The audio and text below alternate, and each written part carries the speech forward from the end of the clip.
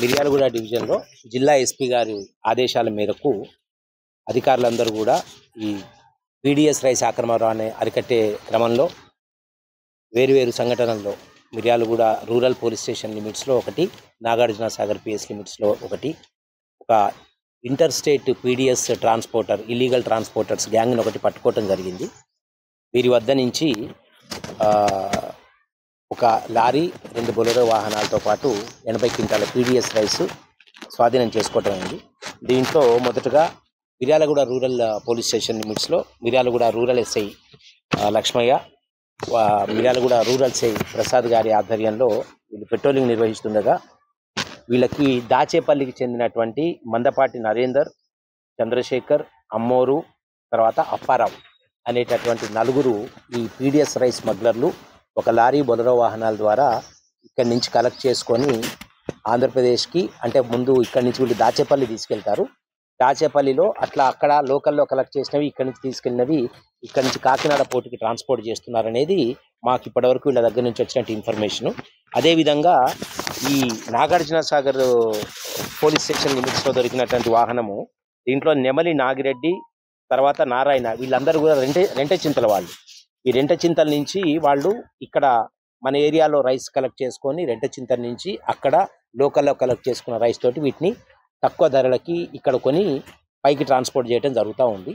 So జిల్లా SP గారి ఆదేశాల మేరకు, ప్రభుత్వం యొక్క నిర్ణయం మేరకు పీడిఎస్ రైస్ ఆక్రమణ రవాణా అనేటటువంటిది ఏ విధంగా కూడా సహించేది లేదు. వీళ్ళందరి మీద కూడా మన దగ్గర ఇప్పుడు రౌడీ షీట్స్ ఓపెన్ చేయడం జరుగుతున్నది.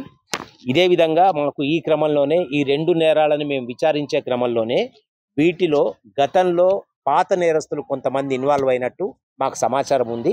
ఆ విషయంలో కూడా మేము పూర్తిగా దర్యాప్తు చేయడం జరుగుతూ ఉంది. సో వీరి వద్ద నుంచి స్వాధీనం చేసుకున్నటువంటి వాహనాన్ని మేము కోర్టుకి డిపాజిట్ చేస్తూ వీరిని రిమాండ్ చేయడం జరుగుతుంది ఈ రోజున. ఈ క్రమంలో జిల్లా ఎస్పీ గారి ఆదేశాలు అందరికీ కూడా మేము మీడియా ద్వారా తెలియజేయదలుచుకున్నాం. ఏ రూపంలో కూడా పీడిఎస్ రైస్ స్మగ్లింగ్ అనేది సహించేది లేదు. దీంట్లో పాత నేరస్తులు కొంతమంది ఇంకా మళ్ళీ ఇన్వాల్వ్ అవుతున్నారని తెలుస్తున్నది. వాళ్ళు కూడా వారి పద్ధతి మార్చుకోవాలా. సో తక్కువ కాలంలోనే ఈ మిషన్ని ఛేదించినటువంటి పిఎన్డి ప్రసాద్, రూరల్ సిఐ గారు లక్ష్మయ్య, తర్వాత బీసన్న నాగార్జున సాగర్ సిఐ గారు, వాళ్ళ ఎస్ఐ సంపత్, వీళ్ళందరినీ కూడా, తర్వాత సిబ్బందిని, తర్వాత త్రిపురారం ఎస్ఐ ప్రసాద్ని, వీళ్ళందరినీ కూడా జిల్లా ఎస్పీ గారు ప్రత్యేకంగా అభినందించడం జరిగింది. Thank you.